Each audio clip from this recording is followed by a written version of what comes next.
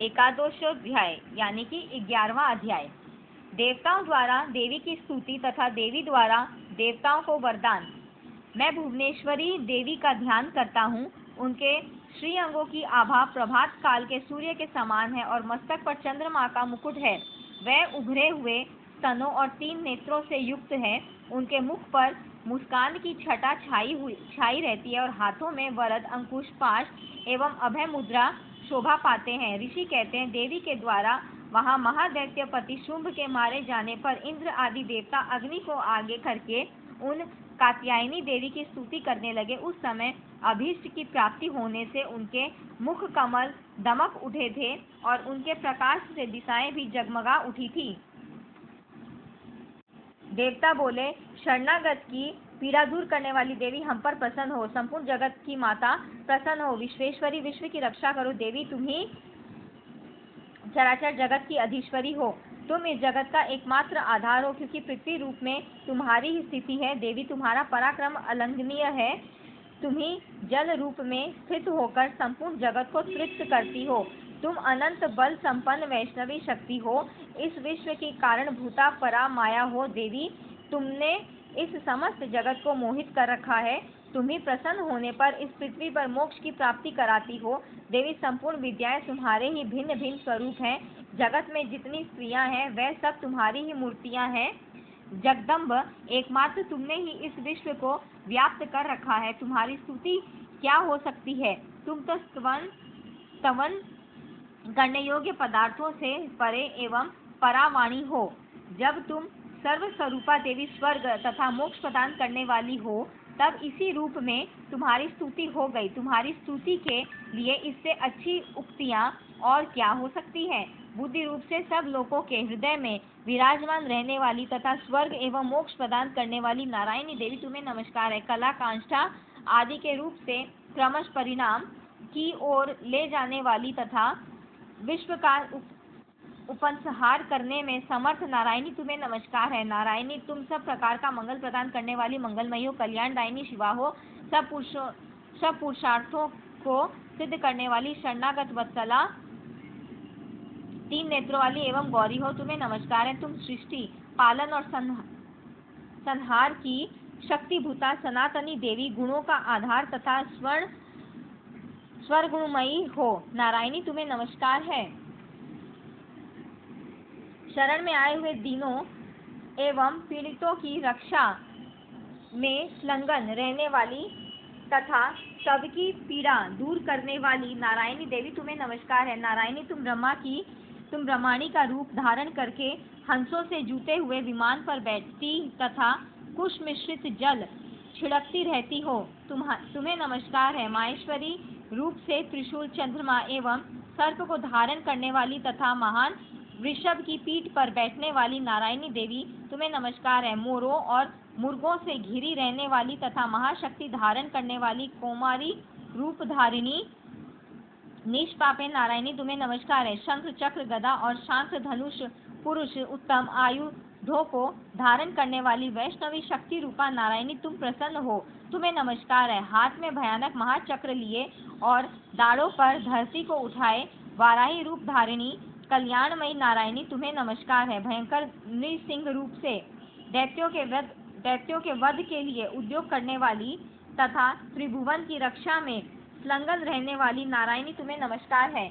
मस्तक पर किरीट और हाथ में महावज्र धारण करने वाली, सहस्त्र नेत्रों के कारण उद्दीप्त दिखाई देने वाली और वृत्तासुर के प्राणों का अपहरण करने वाली इंद्र शक्ति रूपा नारायणी देवी तुम्हें नमस्कार है। श्री त्रुटि रूप से दैत्यों की महती सेना का संहार करने वाली, भयंकर रूप धारण तथा विकट गर्जना करने वाली नारायणी तुम्हें नमस्कार है। दाढ़ों के कारण विकराल मुख वाली, मुंडमाला से विभूषित मुंडमर्दिनी चामुंडा रूपा नारायणी तुम्हें नमस्कार है। लक्ष्मी, लज्जा, महाविद्या, श्रद्धा, पुष्टि, स्वधा, ध्रुवा, महारात्रि तथा महाअविद्या रूपा नारायणी तुम्हें नमस्कार है। मेधा, सरस्वती, वरा, भूति, वाग्भवी, तामसी, नियता तथा ईशा रूपिणी नारायणी तुम्हें नमस्कार है।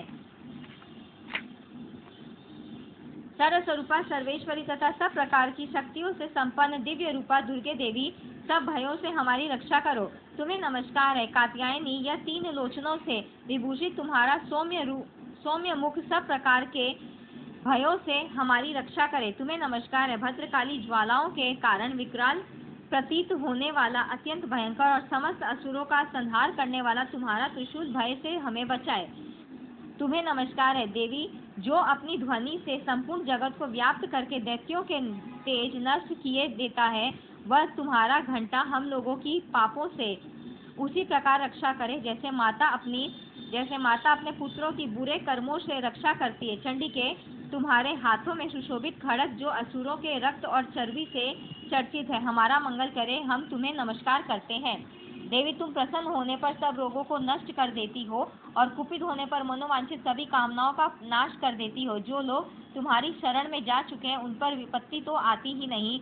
तुम्हारी शरण में गए हुए मनुष्य दूसरों को शरण देने वाले हो जाते हैं। देवी अंबिके, तुमने अपने स्वरूप को अनेक भागों में विभक्त करके नाना प्रकार के रूपों से जो इस समय इन धर्मद्रोही महादैत्यों का संहार किया है, वह सब दूसरी कौन कर सकती थी। विद्याओं में ज्ञान को प्रकाशित करने वाले शास्त्रों में तथा आदि वाक्यों में तुम्हारे सिवा और किसका वर्णन है, तथा तुमको छोड़कर दूसरी कौन ऐसी शक्ति है जो इस विश्व को अज्ञानमय घोर अंधकार से परिपूर्ण ममता रूपी गड्ढे में निरंतर भटका रही हो।